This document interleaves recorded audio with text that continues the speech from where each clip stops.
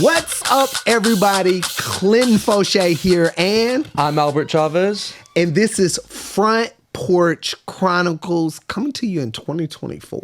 Dude, I'm excited to be back. Where did 2023 go? I don't know. It feels like we were just in Austin, man. Just having the best time going on our road trip, just feeling just blessed to be out there. We visited Hoff during that time frame and got to go to a couple hockey games. And then fast forward. We want to watch the Mavericks. We went to watch the Mavericks. Dude, that was sick. We got to see Kyrie. We got to see Luka doing his magic. That was an epic time. Yeah, I was just reflecting this week, too, after doing my last little bit of journaling of this year. And, man, dude, you don't realize the more you get older, everything flies. And I don't even have kids yet. You got five of them? You're still a young and tender, bro. You don't even know how fast. Look, I was listening this morning to a song, and I don't know what it was, but it was saying something about how quick 17 years went. And the song was referencing their kid and how this and that. And it really took me back because I was like, man, even with my kids. Yeah, I was going to say, Mallory, she's a freshman now, right? Sophomore, bro. Oh a sophomore, Long Beach State. Shout out my daughter, my oldest. Man, it flies by really quick. 2023 was a blur, but I'm super excited. Yeah, let me ask you, like, what are you looking forward to bringing into this year, man? Like, I know you came from a lesser, like, you came from the hood. Savagery. Yeah, like, if you could talk to your little self right now, what would the end of 2024 look like if you get everything that you wanted? Man, you're going to make me Sean Strickland. Get all emotional. For me, what I would tell myself would be, wow. You are protected. You are growing. You are learning. You are thriving. And everything's going to be okay. That's what I would tell my younger self. I look at 2023 and over the past couple of years on my spiritual journey, and I really think how blessed I am to come from the things that I came from and been through the things that I've been through. And to still be a God-fearing, loving, caring person makes my heart smile. And it makes me, along with my kids, get up every day and push myself to be and do better. So that's powerful. That's powerful. Look, I thought I was going to get teary-eyed with that one. But to be honest, going into 2024, I really want to celebrate myself. Is that hard for you to do? Very. Coming from, I had therapy this morning, and I told my therapist, and we were going through, and she was talking about 2 years ago, I started doing EMDR and going into why I had certain behaviors, why, and me being sexually assaulted, which I'm very open about. And we talked about specifically what are the things that going into this year still kind of reside with me. And that's funny enough that you asked that. That is one of the things. I come from a very abusive background, so I still struggle with feeling worthy. I still struggle with feeling like I'm good enough. And to be good enough to. And that's where I'm learning I'm good enough for God. I'm good enough for myself. And that to me, as I live and learn, becomes enough to make my cup full. And I'm grateful for that. So what is, I'm curious, because I know I have a tough time with celebrating myself too. Like it might be a man thing, I'm not sure, just societally, where it's like everything just churns over so quick nowadays. It's hard to take time to actually celebrate. It feels like we celebrate, but we don't actually celebrate. People just want to party. People just want to like feel good, but they don't actually take the time to celebrate. No. So what does that look like to you? Or do you practice that with like other coaches, other like therapists or other people? Or like, what does that look like to you? Because that means different. That means something different to everything, you know, to everyone else. I still like I still struggle with specifically that celebrating myself. Like, you know, we run a successful business, and we get award. Like, people are like, "Oh, I don't want awards," like, because it still feels uncomfortable to me to receive any like attention or any praise or those things. It's still, because again, in my mind, and this is something that I still work on, we're always evolving. I always feel like when somebody gives you something, they want something. And that comes from trauma. And that comes from me being sexually assaulted, coming through physical, emotional, you know, abuse. I always look at and break down when somebody gives me praise, or they give me a gift, or they even give me the smallest of things. I get an uncomfortable feeling because in my mind, I think, what is attached to this? What is it that's going to be asked of me later for this? So I'm learning to let go of that and be grateful, and understand that not everybody wants to take advantage of me. Not everybody wants something from me. The same way that I give out lovingly and caringly, people want to do that as well. So let me ask you, you're still a young and tender, as I say all the time.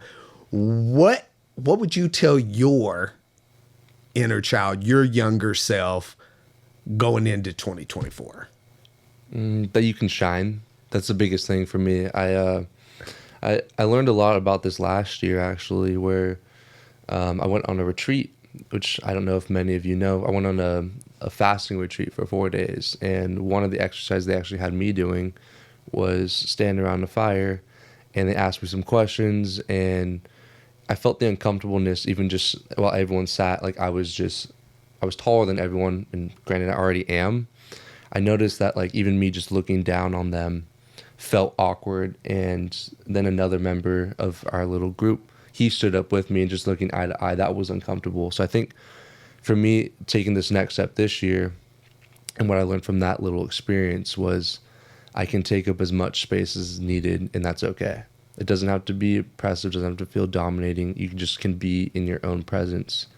And that was something I took in early on last year. And I think just once you get into the chaos of life, or business feels like it's getting busy, or you feel overwhelmed, it's easy to kind of go back to those earlier tendencies of into that shell. That shell, yes, exactly. That's a great point right there. And so this year I want to double everything that we've done, double everything that you've shared with me, some of your lessons, the stuff that I've already done, and really just continue to grow and actually fill up that space, because it's there for us to take, man. It's there for us to be a part of. So that's probably the biggest lesson for myself right now.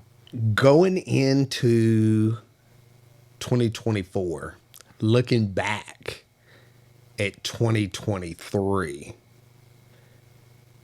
what is it you're the most proud of from 2023 internally? Internally,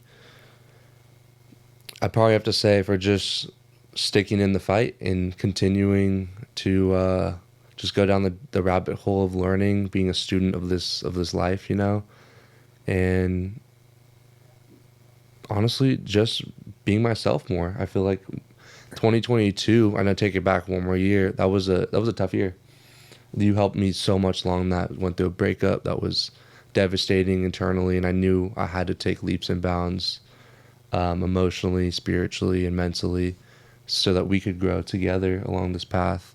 And so the following year, last year, it was just emphasizing all those new techniques and those new tools that I had in my tool belt. Yeah.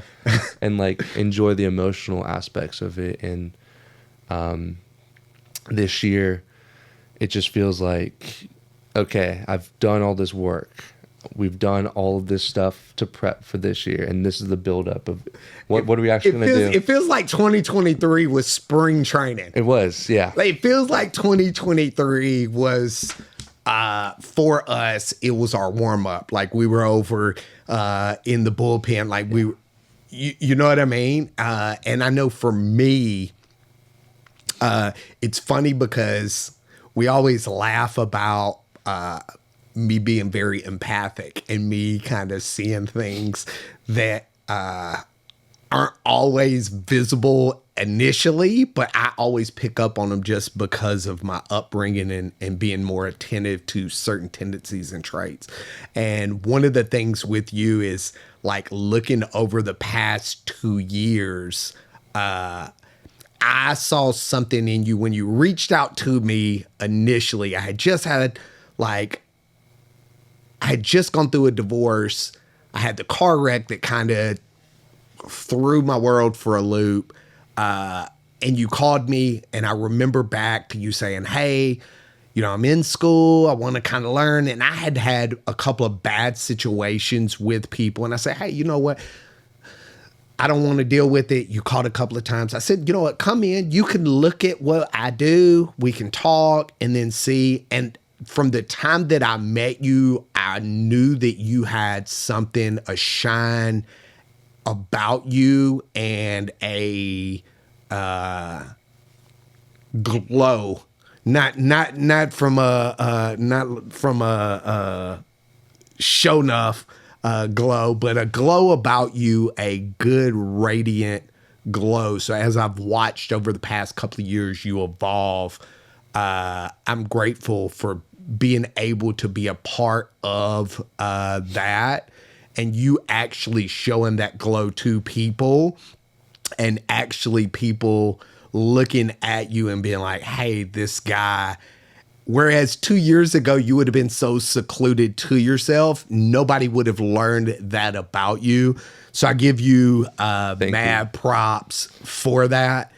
Also, let me ask you, 2024, what's next for you to evolve? What is it in 2024? And things change. You're right. So I don't want to hold you to something, but what is it that is your goal for 2024 to evolve? What takes you to the next step? I think just doing what we say is just keep it simple, doing what we say and just making sure that what we do is in line with who we say we are. And it's all about character, you know, at the end of the day, making sure we're integrity with our goals, businessly and personally. Can we be there for our family? Can we be there for each other to basically say, we have this idea for the business. We have this idea of who we want to be as a man, as a person, as a father. And, just following through, because this is going to be our year, I think. I'm excited for it. It's probably going to be I think I've internalized this. I think this might be the toughest year because we've stepped up to the plate. Like you said, we've done spring training. Okay, you've done all this stuff. We just signed Ohtani. We got the big bucks with the Dodgers. No pressure with the Dodgers. No pressure at all. We've done all this stuff. Now it's time to actually hit the bat and play as a team. You know. I'll tell you this. I'm gonna say, not to contradict you, I don't think it's gonna be hard. I think we've been through the pits of hell with growth. I think we have been through the fire. I think we've taken internal looks. I think, I'll say for me, I've taken internal looks. I've taken, past behaviors, past activities, things that I've done to regret, things that I've done that I want to celebrate that I never did. so many different things and analyzations and adaptations and growth that I think that it's gonna be easy, because now all we're doing is walking at how we talk it, and showing the things that we to be true. And so I think I'm super excited about 2024. And I'm grateful to 2023. It was a letter to myself to 2022 when I started it. When you first start the journey, I don't know about you, but for me, when I first started, I felt so empowered. And I was talking to my therapist about this today. When I first realized about being sexually assaulted and a lot of things that I had, couldn't remember or whatever, traumatic events, I felt on fire. Like, I felt like, oh my gosh, like, man, now it was like a revelation. Like, we talk about church all the time. It was like God revealed to me. It was a revelation. And it was like, okay, well, these are why I sleep with copious amounts of women. These are why I look for attention from women to fulfill my need. And, I talked about this with you, but one of the things when I first realized about being sexually assaulted, and we kind of started into that rabbit hole, my therapist, looked at me and she said, well, does it make sense? And I said, well, does what make sense? And she was like, think about it. You've slept with all these women. You've had 2 failed marriages. You've got 5 kids by 3 different women. You're a fighter. You hang with fighters, all of this stuff. And okay, what? Well, that was you subconsciously overproving your manhood from being sexually assaulted, from being held down as a kid. And so 2022, when all of that got revealed, man, I was like, okay, well, now I know why I did all of these things. Now it's okay. It's cool now I know what I need to fix. And so going into 2023, I was like, okay, you know what? I know what it is now. So it's nothing. Cool. And going into 2023, I got triggered. I realized that even though we know what the problem is sometimes, even though we know what needs to be fixed, even though we say we're going to fix these things, there's life. Right. At the end of the day. The devil is always there to put that thought into your mind, it's easier to just go hook up with the new chick. Hey, you know what? You had a bad day. You don't feel good about yourself. Things aren't going the way that you want them. You know what you should do? You should probably go hook up with the new chick. Go to Tinder. Go swipe right on Tinder. And so for 2023, I really had to take an accountability and say, hey, you know what? You can't say all of these things but get triggered and then fall back into the slide of being self-loathing, being depressed, having anxiety, all of these things, which I did last year. Mm-hmm. I had a backslide through. So going into 2024, I'm on fire because I walked through the hell with taking that next level step of being accountable, being able to say, hey, you know what? You did these things. Now you have to take that next step. So I feel really good going into 2024, knowing that I can hold myself accountable. And now it's just taking that next step. And I think look really forward to doing that. 2024 is going to be epic. You made a great point too, where a couple things that I take from it. One, you said you're really excited once you learned the diagnosis of what was going on. You kind of got to put a name to it. You probably felt very comfortable, I'm assuming, right? To like say, hey, this is what's going on. Not to interrupt, how crazy is it to feel comfortable with knowing that you were sexually assaulted? Yeah, that's it sounds weird when you say it. Is it more than like you just understood like where all this like bottled upness was there? Like what can you describe that feeling a little bit then? Just for those who can't you were on it. Oddly enough, it's kind of like putting it in retrospect. People that come from chaos are comfortable with chaos, and so therefore they're comfortable in chaos. And when they don't have chaos, they feel like unstable because they don't know what comfortability is. So for me, you take somebody that used women as a crutch. I never was into alcohol. My dad was an alcoholic. My mom used pills. I never was into pills or any drugs or anything like that. Weed was it. But women was my thing. And I think there was two reasons to that is because being sexually assaulted, and especially by a man. And then on top of that, I had abandonment issues from my mom. And so you take all of those things. So yeah, to answer your question, long story, sorry, I was on fire. I felt good because I knew there was a problem.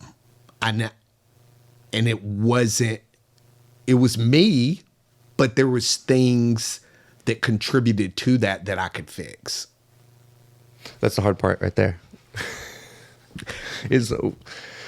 I have never been through something as serious as that. I know a little bit of my father and a little bit of your story and then other stories as well. But the fact that you were even willing to say, fuck it, I'm going to go and like address these issues, and just say, this is what I want to do. This is what I have to do in order to be myself. Because something's off. Something's not there. I had to hit rock bottom. Yeah. I had to hit my last marriage.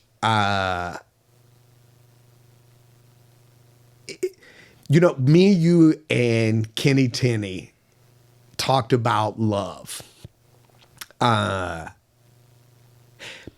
when you never feel loved, when you never were loved, when you never knew what love was, it's hard for you to even know what it is. Think about, man, I'm 46 years old and we're having a conversation. You're half of my age, and Kenny, and y'all are talking about love and loving someone and all of those things. And for me, I'm still learning. I don't know what love is or what it's supposed to feel like, so it's a learning lesson, and you take each day by day, and you kind of go with it, and go from there. That's an interesting thing to say. Like, you don't know what love is. Like, I feel it. It seems like there's something there, right? Like, there's some idea of it that you know of, but like, is it more like you just haven't? It feels hard to receive, because you also mentioned celebrating yourself is also hard. I don't know if that's very similar then. Yeah, I think that in lies the problem. I don't know how to receive love. Because I've seen you with your kids. My kid, yeah. You guys get broccoli all the time. For those of y'all that don't know, me and Savannah, my 7-year-old, we have this getting broccoli because her mom says she has to have vegetables all the time. She can't have sweets. So we call it wink, wink broccoli when we go to Target and get candy. No, I know how to love. I guess it's not knowing how to receive it. You don't know what it feels like, if that makes sense. Like, I know how to give it. I just don't know how to receive it. And so therefore I don't know what real love is or what that looks like. So I'm sure that I've been loved in the past, but you also have to look at who you're being loved by and how they love you and what their intentions are with that love. So for me, I never knew, like you and Kenny were talking about back and forth. Y'all had a difference of opinion on perception of what love is. And it was the same, but there were just differences to that. And I didn't know, I couldn't. It's very rare I'm at a loss for words. But I was at a loss for words. So I kind of was like in the shop that speaks no English. I was just nod my head because I didn't know until, I said towards the end, I didn't know what love was or felt like. And you and Kenny were like, what? But like I grew up never feeling that. Like I felt like I felt like love was always attached with something. So I felt like anybody that loved me would ultimately want something back from me. And so that kind of scared me. And so it led me to choose partners in relationships that were broken the way I was broken, because going back to being comfortable in chaos, you don't think you're worthy of having someone who can make you feel loved, make you feel honored, make you feel secure, make you feel the thing that I say all the time I want: peace, just peace. Like, we ain't even got to talk today. Let's just snuggle up, watch a movie. We ain't even got to talk, drink coffee, talk, not talk, whatever the case may be. So, it's a learning lesson. Let me ask you this. What, after your breakup, I know you've kind of dated or kind of seen some people or whatever, not to put you on the spot here. What did you learn from that breakup that has actually helped you in new relationships or dating or whatever it is?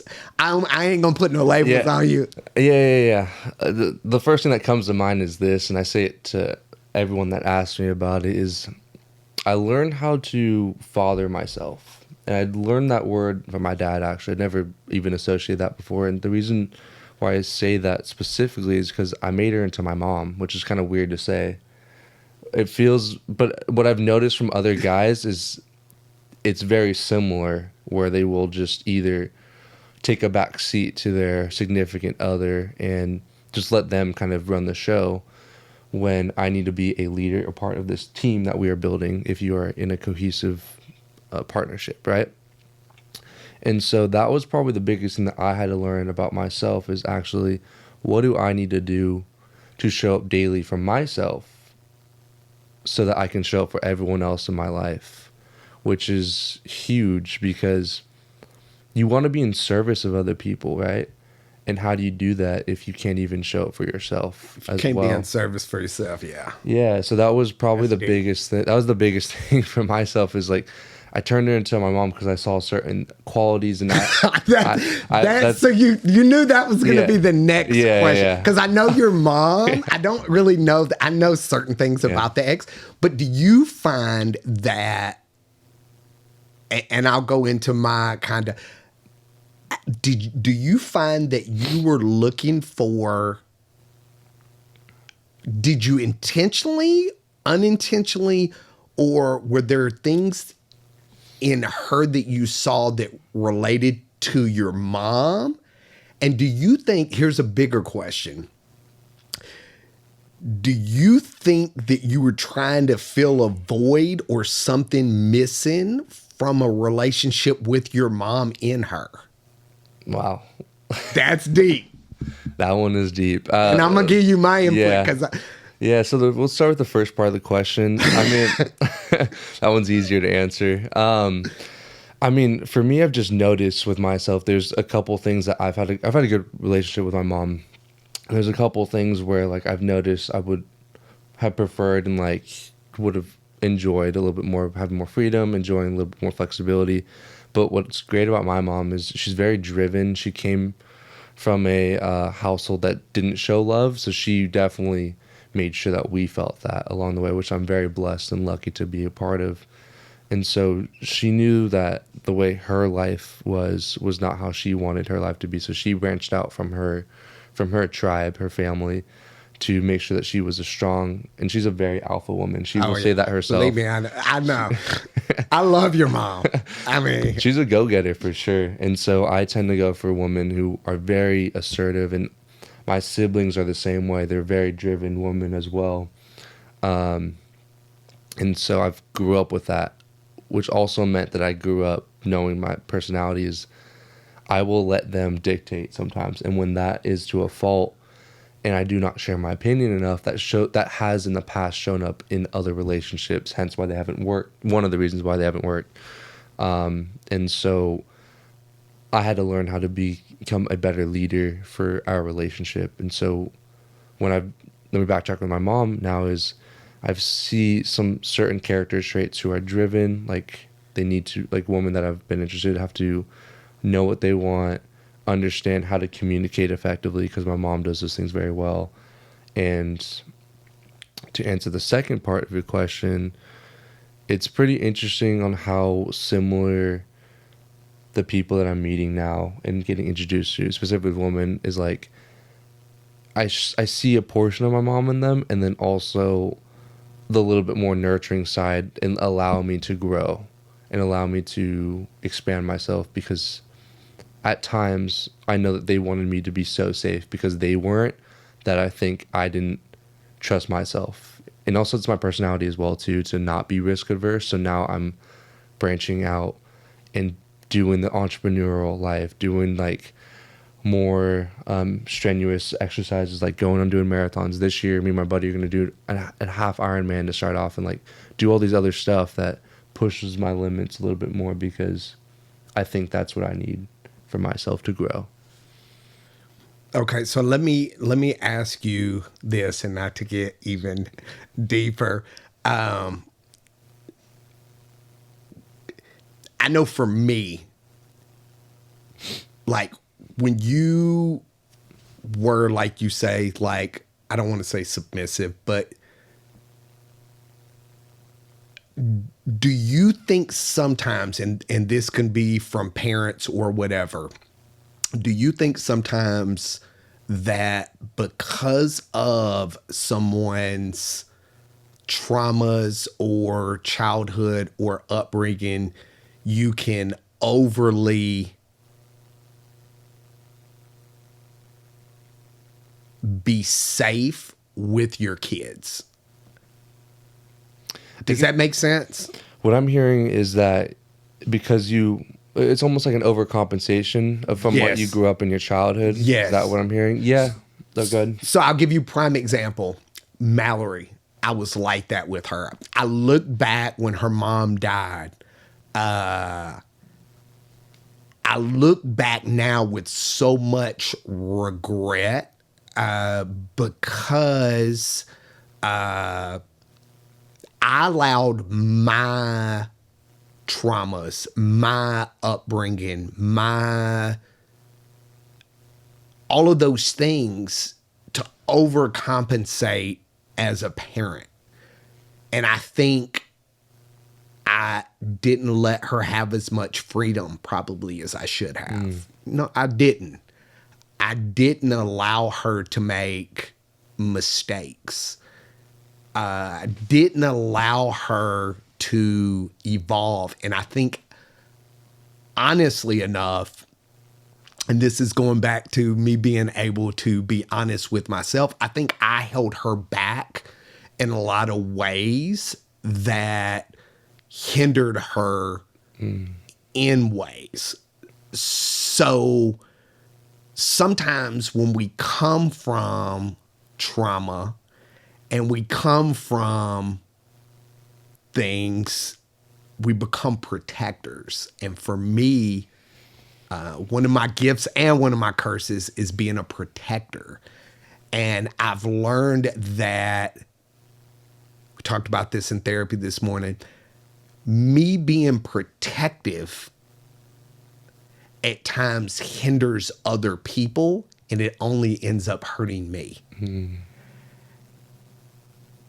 And I thought back to that relationship when we were talking about your relationship with your mom. And Mallory was really close with her mom. And so when she moved with me, looking back, I could only imagine being a young woman and being as close with her mom as she was, and coming into my household and having to learn and adapt. I just feel like, looking back now, I wish I would have had a more of an open heart, and my traumas and my things wouldn't have hindered her. But you live and you learn. And I'm grateful that she has evolved. Like you said, she's a sophomore at Long Beach State. She's working 2 jobs. You know, we've had our ups and downs, and I take my personal accountability for those, as a man, as a father. And Mallory, if you ever watch, just want you to know how proud I am. That's beautiful. That's beautiful. Especially it's got to be hard too, for a young woman to not grow up with their mother as well. So you've done a great job from what I've seen. Just even in communication, in the ups and the downs, I've heard from you wanting to be there for her and knowing that's going to be okay, and just letting her know that it's going to be okay. That's what I've heard from you as well. And I'm sure she feels that, especially during the holidays and times like this where you are stepping up to the plate daily for other people. I felt that. Yeah. I felt that for sure. Well, and going back to what you said, like, you have to hit rock bottom. I had to hit rock bottom. I went through a divorce. I went through, we went through the divorce, and then we went through COVID. It was the start of COVID. It strained me and Mallory's relationship. And again, I was oblivious. I didn't know any other life but chaos. I was comfortable in chaos. I came from it. I knew it. It was comfortability in chaos, which, now thinking about it and talking about it, is insane that we're comfortable with chaos. So, you know. Well, that's even a great point too, because even for those who didn't grow up in as chaotic of an environment, it almost feels comfortable for some reason to stay in your own bubble of small. It doesn't matter what that chaos looks like. It could be like the most grotesque of things, such as what you've been through, most simple, or the most simple, and you still get comfortable in hitting the same blocks over and over again, which is very interesting. That we do that to ourselves, because we do get comfortable with the same patterns in our life. So it's hard to break those small cycles that we've created, because you're like, oh, I've dealt with this problem before, so it feels easy to overcome, but then you don't overcome it enough to deal with that new problem because it's so uncomfortable. You know why? It's not being able to look in the mirror. Yeah. Think about that. It's not being able. That's what it's 100%. And again, I talk to people all the time. I've been through some of the most hellish traumas, but then there's people that have had other situations or issues. Judge not unless you be judged. What's traumatic to me might not be traumatic to the next person. So that's my open, caring, and loving heart, is to not judge what is considered trauma for one person and not the other. Like, we see people sometimes on social media or whatever, and they're like, oh, that's all you had to deal with? Well, and again, I could give you 50,000 things that you would be like, what in the hell? But I think it all comes back to one thing, man. Until you can actually hold yourself accountable, until you can actually look in that mirror. And bro, do you know how hard it was for me to look in the mirror and say to myself, you are making horrible decisions. You've made horrible decisions. You're a good man. I've always been a good, loving, caring man, but I've made horrible decisions as a parent, as a man, you know. And so it's hard to look in the mirror and say, hey, I'm a whore. I was a whore. I slept with woman after woman because I was trying to fulfill a need and a void within myself. I destroyed relationships. I destroyed my marriages. I've destroyed all of these things because, again, I was uncomfortable with being comfortable.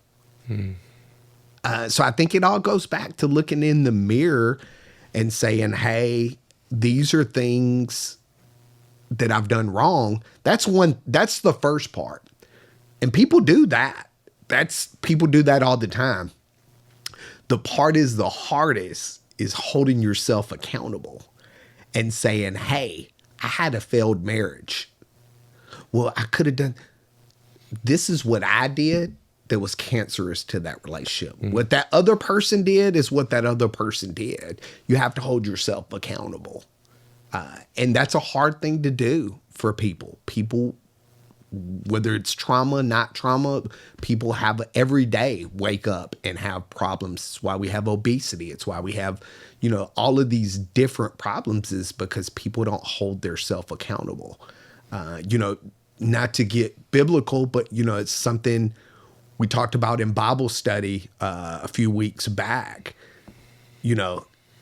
God forgives you, but he also limits your blessings. Oh, okay. You know what I mean? Yeah. So like these people were on there and they were like, oh yeah, I do this, this, and this, but I ask God for forgiveness, and God does forgive you. He does. But he's going to limit your blessings. That means he's not going to give you things beyond. Well, he gives you it by giving you another day too. That's every day. Assuming you get the next day, right? Right. And if not, you're not here to talk about it. Right. I mean, that's the biggest gift, right? Is today. That's a great point, and it just reminds me of one of the movies. Have you seen the movie Seven before? Yes. With Morgan Freeman and Brad Pitt. Yeah, that's a great movie. Does Brad Pitt use deodorant? Not to get off the subject. Which one is it? Is it him or McConaughey? McConaughey. Okay. Yeah. We watched the Texas lost last week too against Washington. Yeah. But I always think about that with like the 7 deadly sins, and with obesity, the sloth, greed. I forget the other 4, but yeah, it's just interesting where like if you don't hold yourself accountable to like these integral values that you have. And again, I believe it's about your own integrity and values that you put on yourself. But still, if you stretch them too thin, you want to give yourself grace and love and forgiveness. But what are you actually doing about it, Give yourself grace, love, mercy, all of those things. But understand, when you put your hand on the fire and you continue to put your hand on the fire, it's going to continue to burn you. What are we going to do? What are you going to do? I saw this thing on TikTok yesterday, and this girl said some people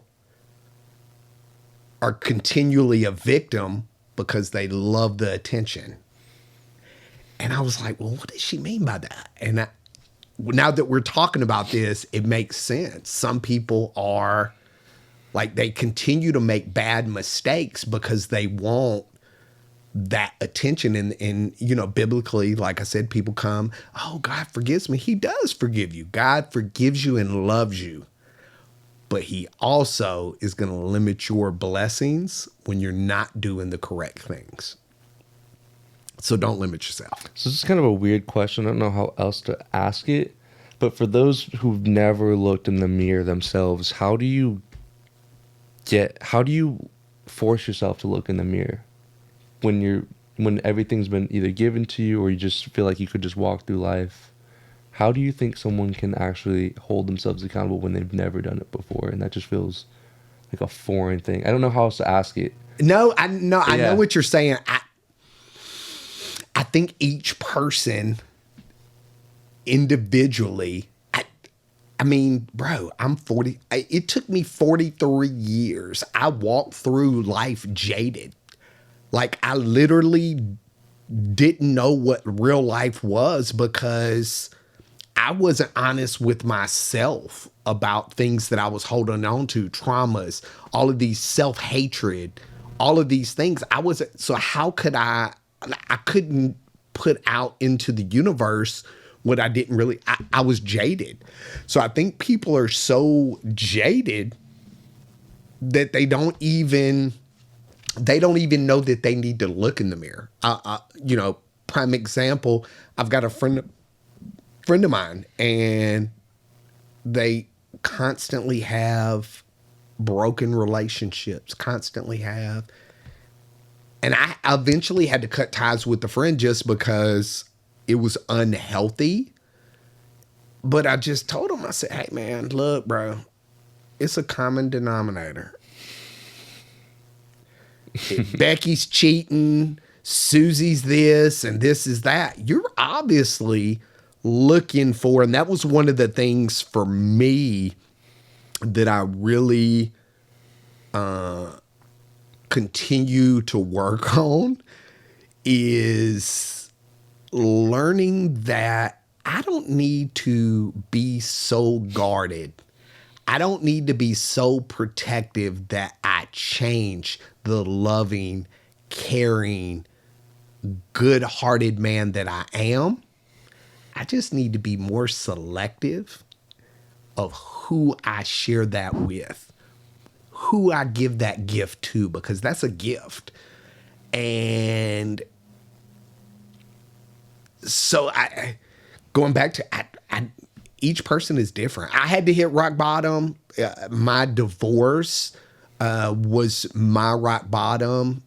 And it really made me look at my life. I mean, man, I went through my divorce, and like, you see me and I'm this tough guy, and like, I begged, I pleaded, like literally got on my knees and begged and pleaded. And then I looked back, and it was an unhealthy relationship from A to Z on both parts. And it wasn't a true kind of love. I think it was an inauthentic love, because I think we were both looking for the love that we wanted as kids in one another. And I love her as a person. I don't necessarily love some of the things she did or said, and I'm sure she doesn't like a lot of the things about me. But at the end of the day, there's no love lost with her. I do wish she would give up my last name and go on about her business. But hey, to each their own. Maybe she still wants a part of me. I think her real estate license is still in my last name. Shout out. But maybe she still wants a part of me. It's all love. No disrespect. It's all love. Going into this new year, we talked about our business, our real estate business, and adapting. And what are some of the things that you want to do new or different, or what do you want to do? The biggest thing that we've both talked about, and I think expressed mutually, is making sure we stay on the same path and not trying too many different things. This year, I think, I don't want to speak for both of us, but I felt that like we had so much success and we tried so many different things. So now it's just honing in on those one or two things. Yeah, not casting too many lines. Yeah. And so this year, I'm excited to bring this forward even more. So this is going to be one of those lines. And then just making sure we are on the same page again, just doubling everything that has been fruitful for us. I think that's the biggest thing, at least professionally, because I'm ready for this to blow up. It's going to take time. We're here with you guys, a part of this journey, but I think the more we share, the more we grow. Yeah. And we're going to help more people. No doubt. For sure. What are you looking for this year? I am, speaking of not casting too many lines, I have gone into choosing who I work with. And this year, we've helped several fighters, UFC guys. I'm going to be diving deeper into UFC events, going to UFC events, being at UFC events, supporting those fighters with whatever they need for fighting, but also outside of the cage, whether it be real estate or whatever that they need. Or marketing. You're great with marketing too. Yeah, I do a little. I think it's the mullet. I don't think it's me. So speaking of UFC, we got first event of the year. Shout out UFC.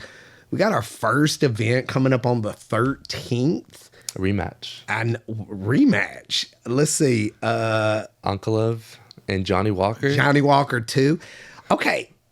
Is it me or the last fight that was it October? Back in October, yeah. They were in Abu Dhabi. For some of you that don't know, they were in Abu Dhabi.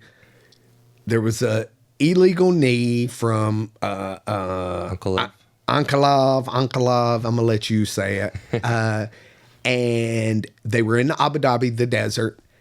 And so the doctor came in. He was talking to Johnny Walker, and Johnny Walker, they asked where he was. And he's, of course, Brazilian, speaks Portuguese.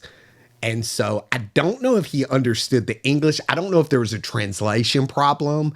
I don't know what the misconception was, but the guy asked where he was, and he said in the desert. Well, they're in Abu Dhabi. Pretty sure that's the desert. Wherever it goes, the doctor called the fight, which is absolutely... And then Johnny was like ready to go. Like he immediately was like, cool, let's You go. have to know Johnny, though. Johnny's always like that. Like he is a bag of energy. I don't know what he's on, but bro, if you could bottle that out, Johnny Walker, whatever that sauce is that you're drinking, I need some of that, because man, he always has the energy and fire about himself. But I'm excited for this. Who do you got winning this fight? I like Johnny Walker. I think he is unpredictable. He is all over the place. His striking is legit. He's Brazilian. I'm hoping his takedown defense better be on point. Because Ankalaev is going to want to do a little grappling, a little wrestling. But I've got Johnny Walker winning this one. We shall see. Who do you got? Johnny's just bigger. I'm excited to see like how much Ankalaev can hits hard, man. He hits hard. I think he'll keep his distance. I mean, those guys... What is Ankalaev? I think he's Dagestanian or something like that. One of the stands. I don't remember. But they're good. So as long as he keeps his distance, I got him. I still call cap on them saying they wrestle bears. I'm calling cap. I think it's for show. It's like I think it's steroids. I mean, I'm just... I ain't going to throw that out there. But I'm just going to say there's a little bit something extra in the water that they're doing out there in Kakistan, whatever whatever. I mean, they like to win, so you never know. Hey, we got another big fight. A friend of mine who actually I'm kind of excited to see him back. Matthias Nikolai, he'll be taking on Cape again. This is the second time they fought. They fought back in 2021, the infamous Bilal Muhammad Leon Edwards fight with the eye poke stoppage of that fight. They'll be fighting again, by the way. I think Leon and Bilal will be fighting again. I cannot stand Bilal Muhammad. He says it's because he's Muslim. My best friend is Muslim. Shout out George Green. It has nothing to do with him being Muslim. I just don't like beggars. And he's been begging for this fight for so long, thirsty. And so I'm going to be going with Leon. But back to Matthias, this is a rematch. He actually won that fight by decision. Mm-hmm. It was a very tight, very close fight back when they fought in 2021. As a rematch, you fought before. What do you go into it knowing that you're the underdog in a fight that you've already lost? Like, what's the mindset? Do you go aggressive? Do you go like tactical? What's the thought process, you think? I think it depends. Yeah. What I say is this: the fight game is mental. Right. The muscles and all of that other stuff are great, but it's so mental. Like, so it depends. Does he feel like he should have really won? And that's where a lot of these guys aren't realistic with themselves and they create these personas or whatever. It comes down to, does he really think that he won the last fight or did he think he lost it? Were there things in that fight that he saw that he thought this time were going to give him an advantage or disadvantage? Does he wholeheartedly feel like last time he could have done something different to win that fight? Or does he feel like he got dominated? Because those are big. What ifs? Yeah. Those are big time. Well, mentally, like if I feel like you dominated me, no cap. If I feel like you dominated me, if I feel like you're better than me, that's going to subconsciously be in my mind. And some people can adapt to that. Some people cannot. Most people cannot. And most people get that in their head. And so I feel like it really comes down to what he thought as to how aggressive he comes out. I'll tell you, I know Matthias, he better not come out too aggressive because I'm going to tell you, my boy Matthias is about that life. I remember the first time I met him, Hoffa told me, he said, man, this kid is really good. And so I started doing a little bit of research from him. Matthias is really good. I was shocked. He lost his last fight, but he had won like, I think 5 or 6 before that in a row. He was on fire. He lost his last fight coming off of L, but I think he comes into this. I think his work ethic, his girl, who actually is a UFC fighter as well, is pregnant. So I just feel like he has more to fight for. And so I think that he comes out and he wins again and gets his everything under. Yeah, well, I'm definitely looking forward to it. It's gonna be a great card. Yeah, to start off the year for UFC. That'll be not this Saturday, the following Saturday. Yeah, so I'm excited to watch it. Yeah, we got another one. Last fight, we got Nicholas Mata going against the Australian. The Australian's 6-0, but it's all been on other promotions. He hasn't fought in the UFC yet. Nicholas, I think, is going to come out. I actually talked to him this morning. He actually is going to be on the show week after next. He started weight cut and physicals and all of that stuff this week leading up to the fight next week. But he was in good spirits. He felt good about the fight. I think him being on the big stage before, even though he's only been there 3 or 4 times, I think that's a big difference. Anybody that has fought, once you get into a bigger arena, it's different. Oh, bro. It's definitely different. So I think I'm going to go with Nicholas. I think he is going to wear the Australian down. And I think he is going to get the dub. And then he's going to celebrate by coming on Front Porch Chronicles. I'm super excited for this fight coming up. Shout out Nicholas. We'll be cheering for you. And I'm looking forward to a very prosperous 2024. Us together and along with the audience. If you have any real estate needs, any mental health questions, anything that we can do for you, I know for me going into 2024, I really want to be of value to people, not just for real estate, but for life. And that was one of many reasons why we put this podcast together. So if there's anything that we can do or help you with, please, please, please feel free to reach out to us. We're here for you. Yeah, we're here to grow together with you guys. Exactly. So that is it. That is a wrap. We will see you guys next week. We have a special edition coming up next week. And then we already dropped a bombshell on you that following week, we're going to have Nicholas Mata from the UFC. But next week, we got somebody too.